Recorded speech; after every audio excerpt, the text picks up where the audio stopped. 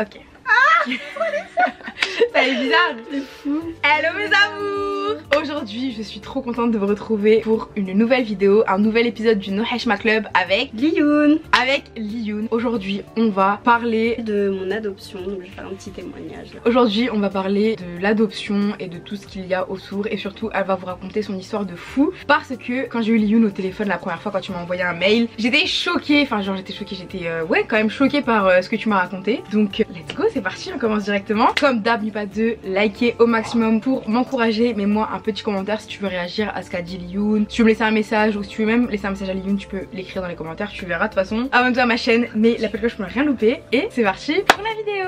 Alors, de quoi tu vas nous parler? Dis-nous tout. Du coup je vais vous parler un petit peu de mon parcours d'adoption et un petit témoignage aussi pour les personnes qui vivent la même chose que moi, et je pense que ça peut aider pas mal de personnes, et je pense aussi que ça peut essayer de permettre d'ouvrir un petit peu sur ce sujet là qui est un peu tabou encore aujourd'hui. Raconter mon histoire ça peut aider, ouais, c'est sûr quoi. Donc déjà raconte-nous comment ça a commencé, ton adoption, d'où tu viens. Donc moi je viens d'Éthiopie, donc c'est dans l'Afrique de l'Est, je sais pas si vous connaissez, et j'ai été adoptée vers 2-3 ans, donc c'est ce qui était décrit sur les dossiers, mais je pense que j'ai été adoptée un peu plus âgée parce que j'ai des souvenirs, tu vois, et à 2 ans on n'a pas des souvenirs comme moi j'ai, tu vois. Donc sur les papiers c'est écrit que t'as été adoptée à 2-3 ans, mais d'après toi tu penses que ça a été plus tard parce que t'as des souvenirs? Largement, plus tard. Ok. Et du coup... Et attends, excuse-moi de te couper, les souvenirs que t'as, c'est quel genre de souvenirs que... Des souvenirs de l'orphelinat, des souvenirs de ma mère, des souvenirs de ce qu'on faisait là-bas, tu vois, des trucs assez forts, tu vois, des flashs assez importants, tu vois. Donc, une fois que tu as été adoptée, comment ça s'est passé? Donc t'es arrivée en France. Donc faut savoir déjà que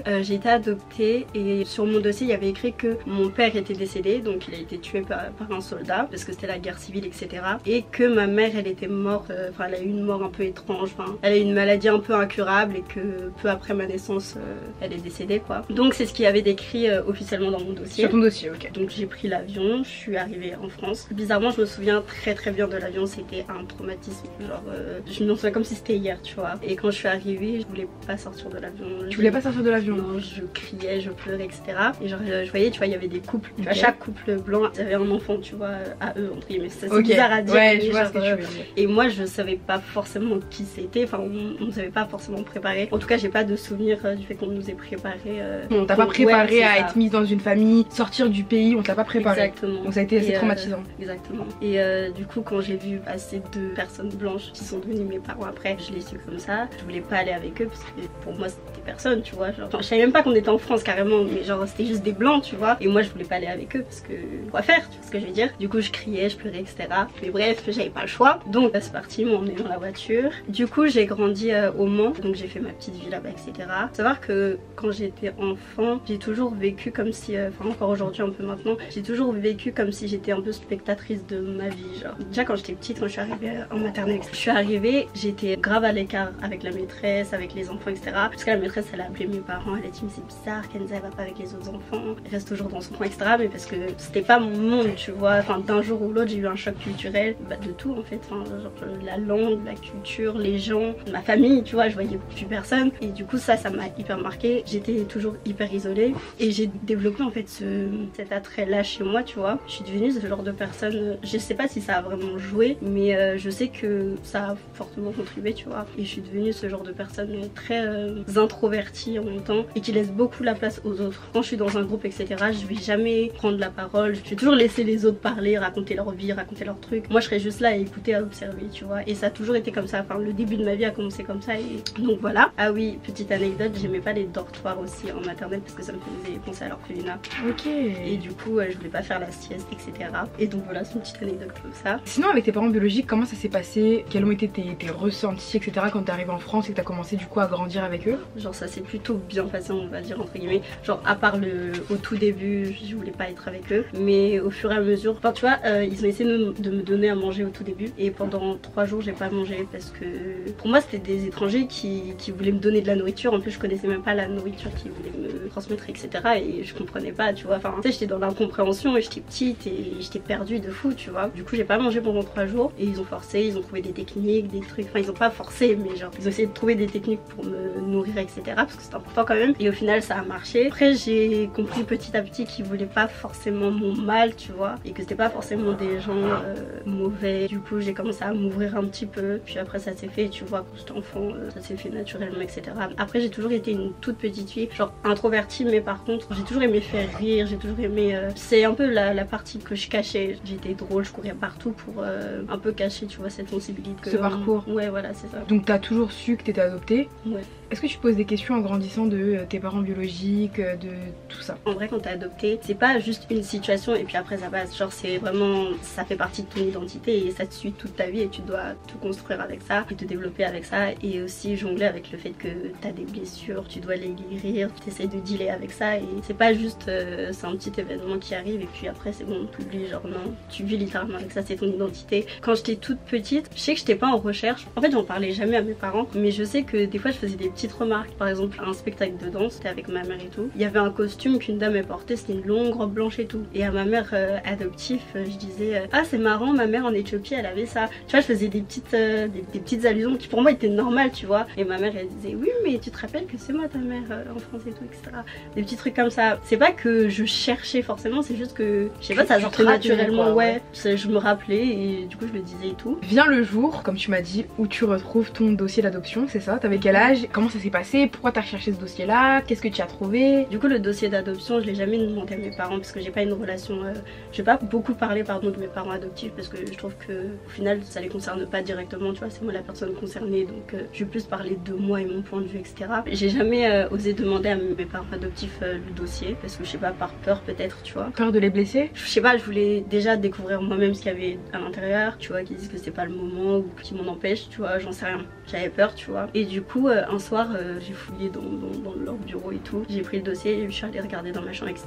Ce qu'il y avait décrit, bah, c'était exactement ce qu'il disait, donc la mort de mon père, la mort de ma mère, il y avait le nom de quelques oncles et de tantes, il y avait la région où je suis née et rien de plus au final, tu vois. Ok. Les signatures du ministère, de trucs, de machin, j'ai rien trouvé de plus et tout. Donc t'es restée un peu dégoûtée? Non, même pas, parce pas dégoûtée?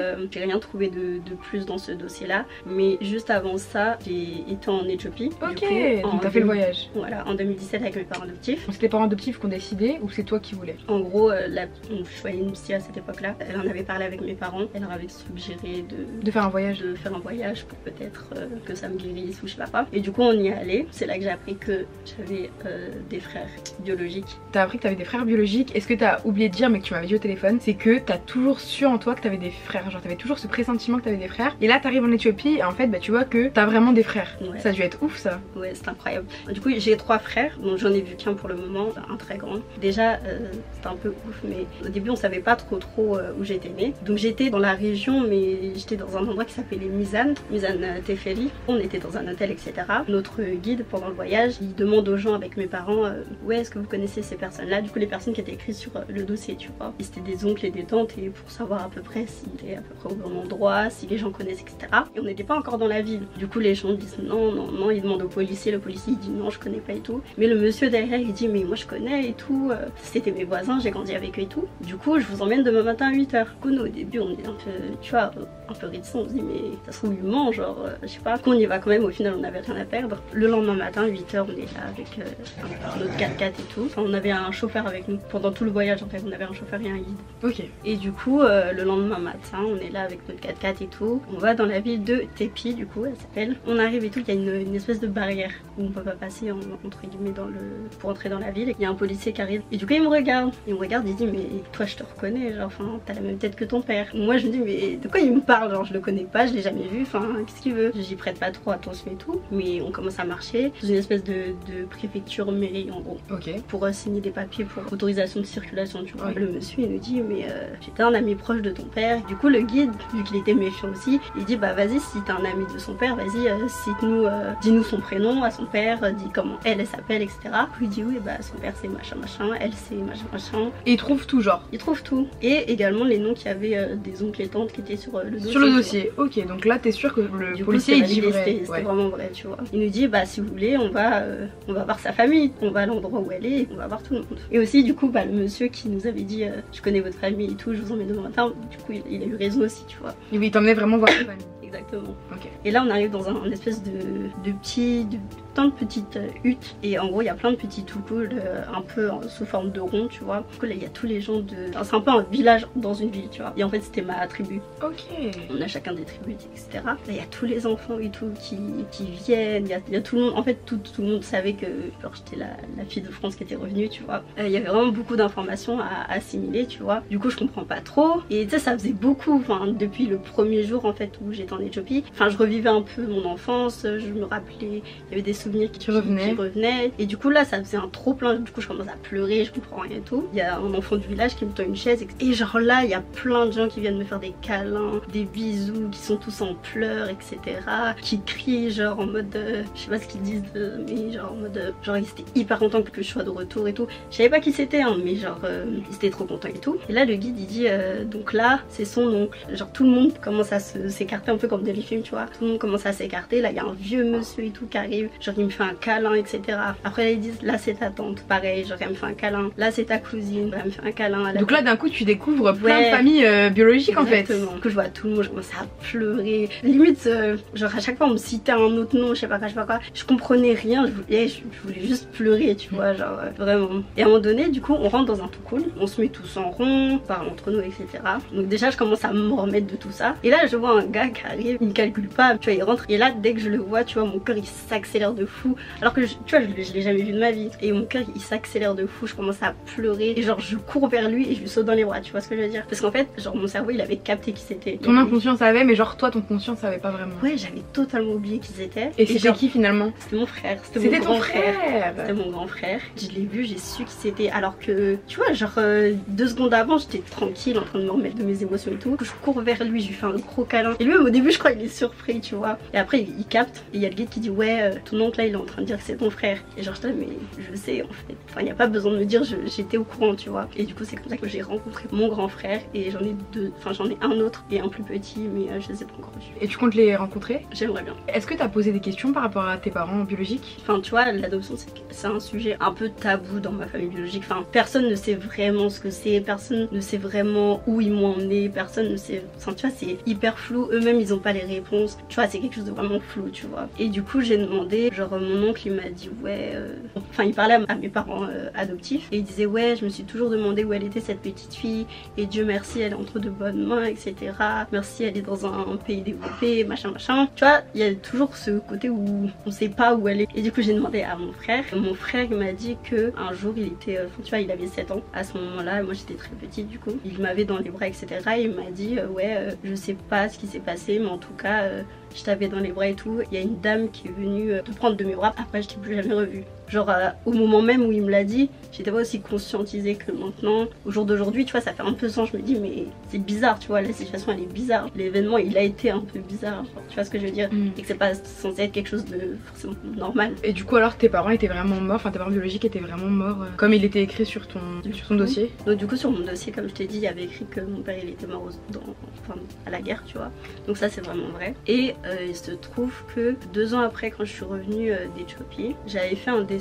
Tu vois, ma mère elle est décédée, enfin elle était censée être décédée. Okay. J'avais fait un dessin où on voyait pas le visage, juste c'était un visage marron, j'avais coloré en marron. Et elle avait un voile blanc. Et juste j'avais écrit où es-tu maman, mais tu sais, genre en mode je savais même pas l'histoire, j'avais même pas rencontré mes frères, j'étais même pas retournée en Éthiopie, mais je sais pas, j'avais besoin de dessiner ça, tu vois. Et 2 ans plus tard, je demande à mon cousin, parce que du coup je communique avec eux sur Facebook, avec mes cousins et mes oncles. Et je fais mais ma mère elle s'appelait comment et tout. Et là ils me disent ouais ta maman elle s'appelle non. Et je vois c'est pas du tout le même nom qu'il y a décrit sur le dossier. Et puis je dis bah non elle s'appelle comme ça. Il dit non, enfin je t'assure que non elle s'appelle pas comme ça. Je sais pas où t'as vu ça mais elle s'appelle pas comme ça. Du coup je trouve ça bizarre, je me dis ouais ça se trouve ils disent n'importe quoi. Enfin c'est juste pour que je passe à autre chose, mais tu vois. Du coup j'attends quelques mois, je demande à d'autres cousins. Je dis mais ma mère elle s'appelait comment? Ils disent bah ta mère elle s'appelle comme ça, le même nom qu'il avait dit. Tout le monde te dit un autre nom que le nom du dossier genre. C'est ça. Et je dis mais elle est bien morte. Ils me répondent pas. Je demande à un autre oncle, il me répond pas non plus. Je demande encore à un autre oncle, il me dit la vérité, genre il me dit ouais ta mère elle est vivante, je sais pas qui t'a dit qu'elle était morte mais c'est faux,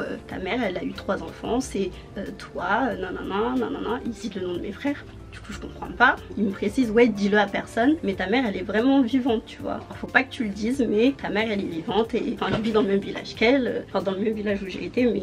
Et t'as pas vu ta mère toi quand t'es partie du coup? Non ils me l'ont dit après du coup ça. Ils l'ont dit après. Et il m'a dit je sais pas pourquoi ils te l'ont pas montré etc. Parce que cet oncle là il était pas encore là, enfin il était pas là à ce moment là. Et il me dit je crois que c'est parce qu'ils avaient peur, parce que tu sais quand t'es adopté de façon plénière, t'es censé plus avoir de contact avec ton enfant tu vois. Du coup ils avaient peur de ça, du coup ils ont préféré la cacher et pas me la montrer tu vois. Et ça a dû être horrible pour ta mère, c'est sûrement que ta mère biologique elle savait à mon avis que t'étais là, mais elle pouvait pas venir parce qu'ils avaient peur. Ouais, et du coup il m'a dit ouais on l'a pas fait venir parce qu'on avait peur etc. Enfin c'est comme ça que j'ai su que ma mère était vivante. Et ça t'a fait quoi alors de savoir que ta mère biologique elle est pas morte comme on t'a dit, en fait elle est vivante? Bah déjà je leur en ai voulu, genre j'ai pas parlé à ma famille pendant des mois tu vois. Biologique genre ou...